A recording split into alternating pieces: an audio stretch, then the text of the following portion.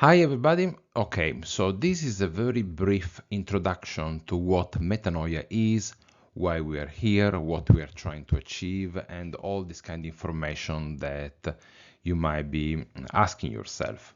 So, first point first, money from the bottom to the top has got to stop. That is the main message of metanoia, and this is the main thing we want to achieve. We want to achieve a stop of the cash of the flow of cash and power and time and energy that goes from the bottom 99% of the population to the top 1%. Okay, so this is our laser focus in anything that we are going to do going forward. Now, why did we start Metanoia? If you look in 2007, the top 0.1% of the population held approximately 9% of the US wealth. Okay? By 2023, this share had risen to 14% and it's still growing.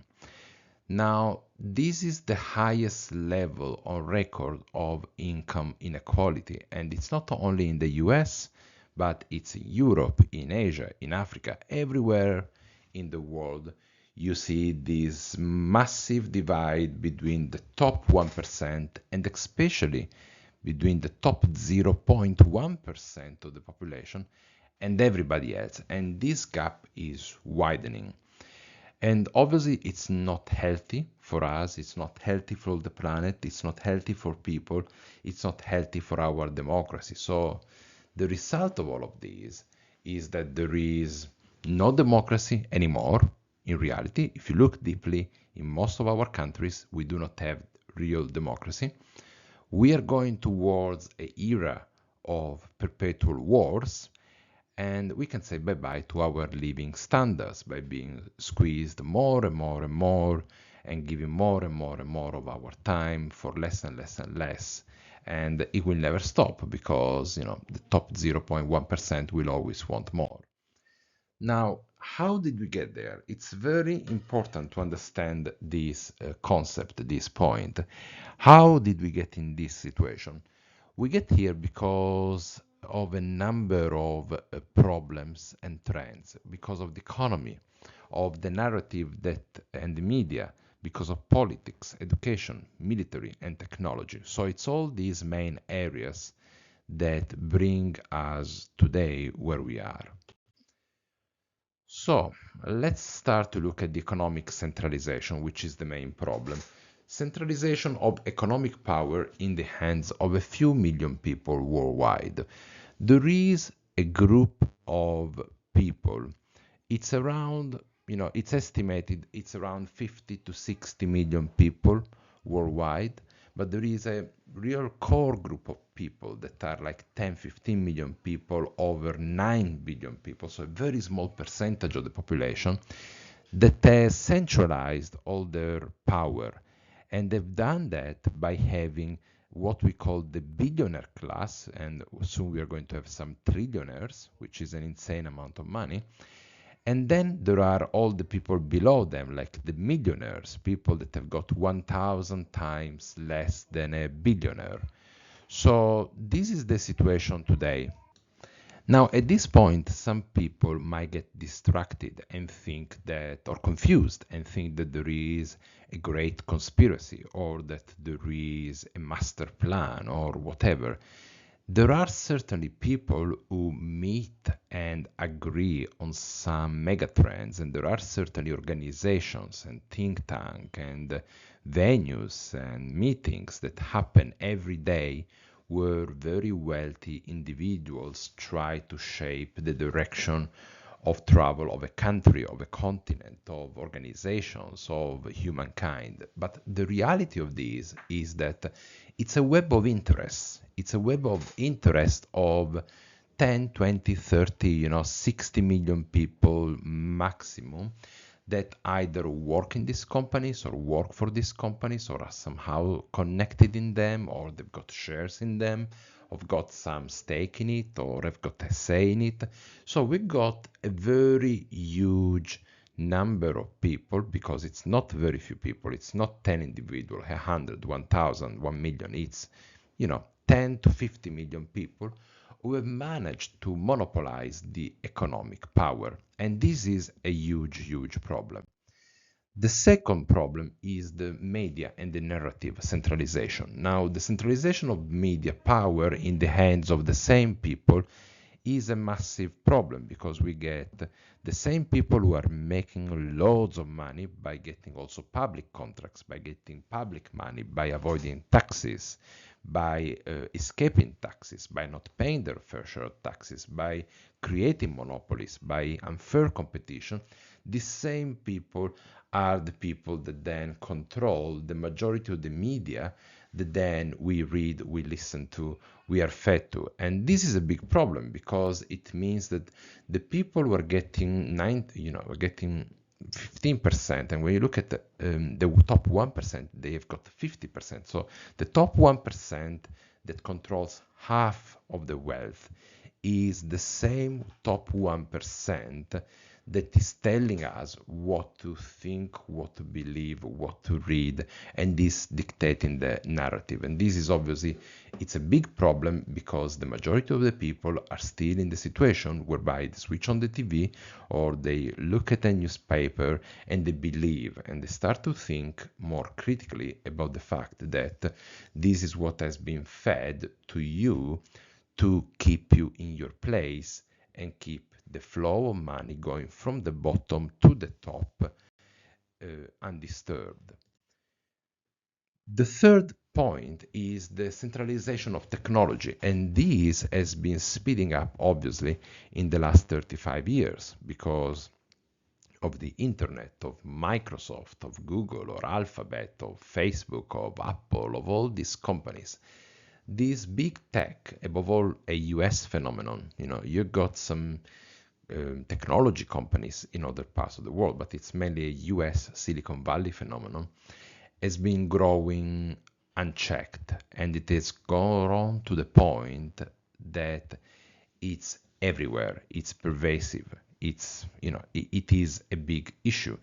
Also because these people are the same people that are connected with US government, with the military industrial complex, with big finance, and with all those people that want to take the money from the 99%, and if you're listening to this, you are in the 99% of the population, and keep it giving to the top 1%. And remember, the top 1% is not necessarily just one individual or a group of individuals, is a network of individuals that work in these companies or in structures, political structures or corporate structures that support these companies and extract all this value. And this leads to the problem of centralization of politics. When the European Union was created, it seemed like a very nice, great idea to have a common market. Now we get loads and loads and loads and more decisions taken at European central level. And obviously someone who is in a very small country in Eastern Europe, on Sardinia in Italy, or in Portugal, will have very difficult access to the parliamentarians who are sitting in Brussels and to the European Commission. Many people feel the same, have felt the same for a long time about the US Congress. This distance between the politics, physical distance between the politics and the people that are affected, it's done by design, because if you can distance the people physically from the decision power, the majority of the people will have a difficulty in understanding, okay, what can I do? There is this level of disempowerment. So this is extremely important, the politics, centralization of politics. There has always been a decay in education, as we know, in the last 20, 30 years, and this again has been done by design to destructure many of the social achievements of the previous century, whereby people fought for the right to have a good education, good healthcare, good services. And there is obviously what we've been experiencing now in the last 3-4 years, military power gone mad in every part of the world, where, okay, we forgot to update this text, but basically the problem we've got is that they're pushing for more and more and more war, and this is a big, big problem because it's creating what's known as a necroeconomy, an economy of death, whereby wars are fabricated, are manufactured to sell weapons. And it's an amazing trick they play here. They manufacture a war against an adversary which they know they can possibly win or possibly destroy or incapacitate. Then they take our tax money to kill people at a large scale, and then all this money goes into the military industrial complex, the media supports it, that those people in that web of a few millions people get richer because they got shares, they got stocks, they benefit in one way or the other from this, and the cycle keeps repeating, with the only difference, however, that the taxation base gets smaller. There are millions of people that are getting killed all over the place for no good reason, and conflicts that can be solved through diplomacy, discussion, and compromises are instead being exacerbated just because there is an interest to sell weapons. So the question then becomes, what can you do? What can I do? And what can we do? Right? So we know that these are the problems, and we could spend, the next 20 years discussing and dissecting these problems, but this is a very quick summary of the issues we are facing. And yes, you can look at every issue and find other causes and effects and many different angles, but the bottom line is that 0.1% of the population, it's like one person every 1,000, has got 14 going 15% of the resources. And this disequilibrium is not sustainable, it's not healthy, and the systems that create this equilibrium give more power and give more access to power to people that have got some sort of issues with wanting power, doing compromises, and not having any sort of morality. So what can we do about this? Well, I really like the image of the pyramid because pyramid societies get organized like pyramids, okay? In every society, because we are all different, we tend to a pyramid structure. However, the top of the pyramid cannot exist without the base. And the 99% of the population is the base of this pyramid. So the tip of the pyramid cannot exist. Remember this, the tip of the pyramid cannot exist. They need us much, much, much, much, much more than we need them. Okay? So this is an extremely important concept. We are the base of this pyramid. And as the base, we can decide to remove the tip and replace it with something else, something different, and we might decide to create a structure that is not a pyramid. So, what can we do? What are the actions that we can do? Well, it's all things that we can all do, actually. And the point is this. The point is to be smart in the way we communicate, be consistent, and re-educate people to attack the existing system in such a way that we can destructure it and have a very good future. So the first one is you stop economic centralization.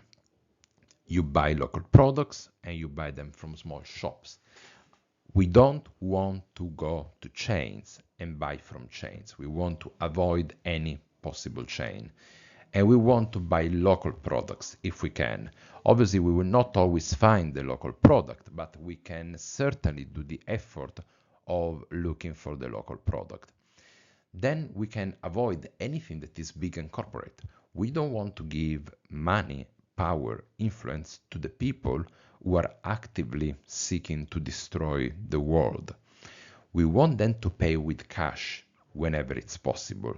Because every time we pay with our cards, the banks get a commission for doing nothing.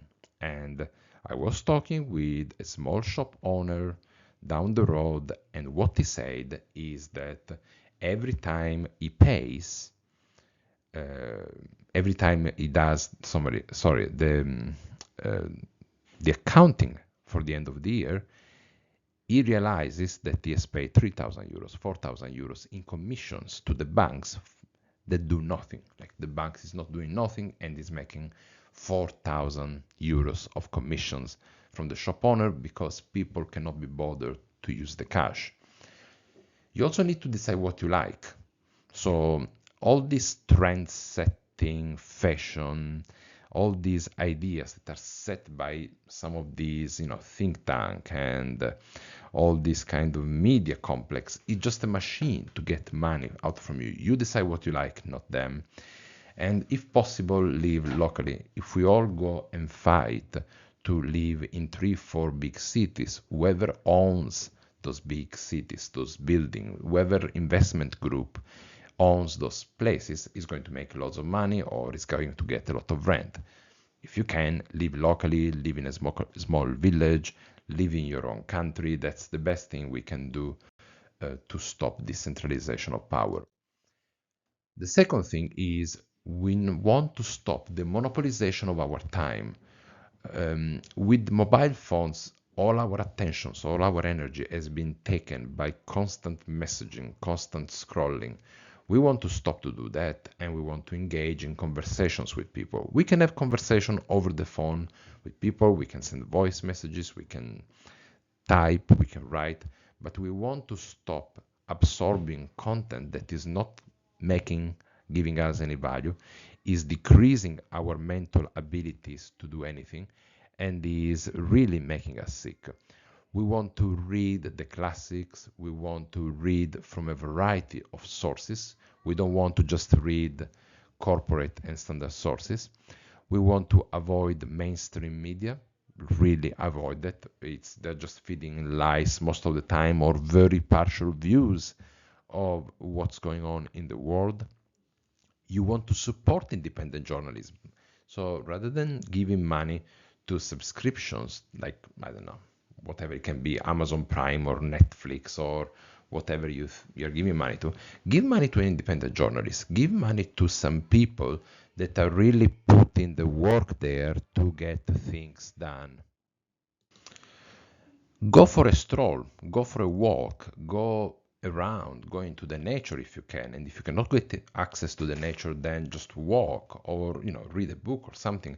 And if you can, grow your own food. It's a great way to learn making some food and spending some time in a healthy way.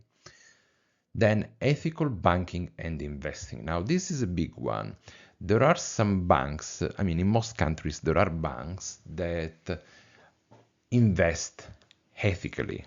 And you have to do a little bit of research. I know in Italy there is a bank that does ethical, investing, but you can find a ethical bank, a small cooperative bank, a small local bank. And if you look in each country, I am pretty sure that in most countries you will be able to find banks that do not support the fossil fuel and don't support the military industrial complex. And the same goes for your pension fund, for your investments, for the money that you put in shares. Don't take on much debt, and if you can, just don't take any debt whatsoever. Invest in the real economy. If you've got some money to invest and you already own a house, then probably buy some land, buy something that has got a real value to it. Now, the next thing is you want to join local politics and associations. Every individual has been nuclearized. Okay, we got nuclear families, nuclear society, nuclear individuals. It means very divided, very nuclearized, very alone people. And this has been done by design of the cities, by design of the shopping system, by the technology, by the media, by the mainstream narratives. We went from societies where people were very interconnected, and that is what has made humans evolve, to societies where everybody is almost closed in a little box with a few people and is trying to survive and make a task. And obviously, in some cases, it can become very extreme, like in a big city where you are in a 30 square meters apartment or flat or studio, and you are, spending most of your time on the tube and trying to survive.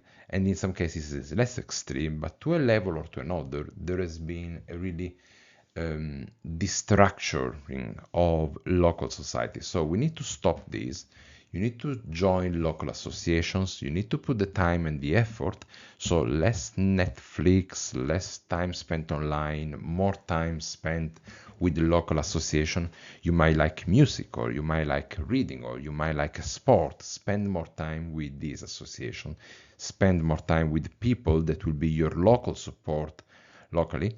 And obviously you don't have to like everybody. You can have to try and experiment a little bit, but don't close yourself in a small bubble, because that's not going to be healthy. It would be ideal if you could join political parties locally, and ideally if they are like progressive or good political parties that really focus on getting the money from the top 1% to the rest of the 99%, and meet in person with people and have discussions about politics and talk with them about all these things. And finally, this is a little bit of a technical one, but it's important. We need to stop the big tech. We need to disengage them. All my computers now, except this one that I use for work, it's not my computer. All my computer have got Linux or Linux, Ubuntu. And you can exactly do what you do on Windows. You can go on the internet, you can search for music, you can listen to music, you can watch videos, you can write emails, documents, and there is lots of free software. And this is very interesting because every time you buy a new computer, you are giving Microsoft around $120, $130 for the license. So the computer that comes with Microsoft costs you a chunk of money more. If you buy a used computer or a computer without operating system, and then you install Ubuntu on it, you are already saving $100, which is not a lot in many cases, but it's still money that you're giving to Microsoft for really no good reason. And when you look at services like OneDrive or Microsoft 365 and all of that, you start to give more and more money for things that you don't really need. You want to support open source software, ask a friend that is good with technology, or look on our channel for resources. We are going to try and create, or at least point people in the right direction. In a nutshell, what we need to do is we need to think, breathe, and live decentralization of power, time, and money. It's impossible to put everything in a presentation and tell you have to do A, B, C, and D. These are just ideas, suggestions. You always have to strive for local, smaller, and for the non-corporate option. If something is big and corporate and you cannot get around it, buy a used one, okay? If you cannot buy, a computer that is not made by, that has not got an Intel processor, buy a used one. If you can buy clothes from a local shop, buy them from the local shop. If you can pay in cash, pay in cash. If you can support the local association, support the local association. And do a very quick review and look what is the money that is leaving you every month going to these big systems, because that has been done by design. It's not by accident, and this has to stop. Like, you have to stop those subscriptions now. You have to stop buying those kind of things now, and it's for you. I mean, obviously we cannot do it perfectly. We cannot do all at once.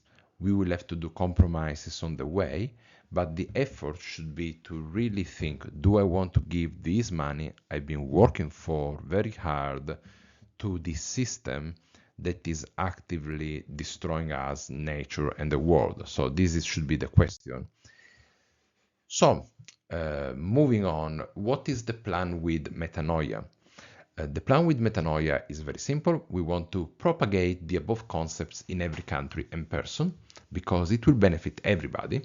It will benefit, the Chinese or the Japanese worker.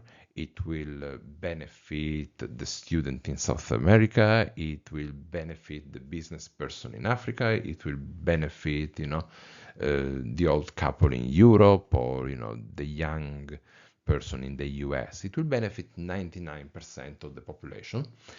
We want to focus on the single topic of power centralization and make people understand that that is the problem and what actions we can take.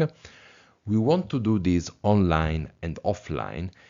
And above all, we want to give every member full autonomy of actions. So, and this is an important point. I really like this painting of the French Revolution. You can look, in this case, the French flag was the banner of the French Revolution. Metanoia should be seen as a banner. And you can take this banner as long as you follow the manifesto, which is very clear and simple and can be found on the website, and the guiding principle. You don't have to follow us necessarily. You don't have to, promote us. You can. You are very welcome if you do. But you could, independently from us, decide, well, I want to live by these principles, and you do that, and you can talk with people about that. We are here just to facilitate, make some ready materials, save you some time by creating the videos, the resources, the ideas, the community, the infrastructure that is needed to do that. But if you want to join us and say, well, I want to do metanoia in this city or in this province and I want to spread this idea, we can give you some support on ideas on how to do. We can, give the source file of materials and then you can translate them. You can do your own. Doesn't matter. It's just a call to action. It's a banner. It doesn't belong to anyone. It's just a focus on getting the 1% of the population, which will always be there, to have, not the 15%, but a much, much, much, much smaller share of wealth so that we can all be wealthier, happier, and, happier as a humankind. Now, the strategy to achieve that in a very nutshell is a mix of online and offline. Online, we are going to use a mix of traditional and emerging social media platforms. And you're very welcome to join and say, I'm an expert in TikTok, or I'm an expert in Blue Sky, I'm an expert in YouTube, whatever, and help us with whatever knowledge you've got. We've got a website, which is going to be really just very simple, to the point, give the manifesto, the guidelines, the practical actions, and the newsletter. We want to have consistent messaging, and this is important. We don't want to be divided by things that divide us and enrich us, because this is the trick that the power always uses. He uses to pit, A versus B and D versus C and F versus G, while the problem is, I don't know, are not the letters from A to W, but the problem is, the top of the pyramid, which is the Z. So we want to avoid this kind of divide impera. We want to be all united in this messaging. There are other platforms, other avenues where people can discuss about any other divisive topic. You're welcome to do that on those avenues. But on metanoia, the focus is to get the power from the 1% of the population down to the rest. And we want to build a decent sized community so that, if you get 200, 300,000 people, 400,000 people that all of a sudden get a call to action, and they can in turn influence, 50 people, 100 people each, then you're starting to talk about changes that can propagate very fast across a variety of media, languages, time zones, in a very almost synchronized way, and this can bring very quick change. Part of the strategy, however, is also offline, and it's above all offline. We don't want to have to play stupid games while we are trying to beat the algorithms. If this movement grows, we can be very sure that we will be ostracized and people will try to stop us. So it's very important that every member of Metanoia tries to create an offline presence by having meetings, and we're going to have some interesting videos about that on how you can create your own meetings to discuss political and social issues. You can do book presentations, small concerts, cultural circles. You can talk and ask people, oh, have you heard about Metanoia? Whatever. You could print your own business cards with your name and the Metanoia, name, and say you are the Metanoia representative for New York rather than from Paris or for Beijing. And let's be aware of change. You can, just after hearing this presentation, you can go on and do your own things and do it using this name, as long as you follow the manifesto and the principle. So, is that it? Not really. This is a story for you to write, right? We are a decentralized movement. We need you to act today. And you can act today by yourself or by joining us for more structured action. But the important thing is that you act and you do whatever you can.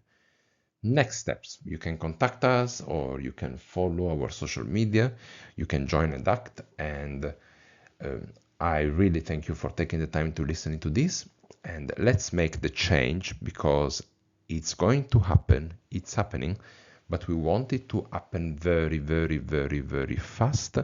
And we want to give you the tools, and we want you to give us the power and the energy and the motivation to make this change possible, fast, effective, and above all, reach as many people as possible. Thank you.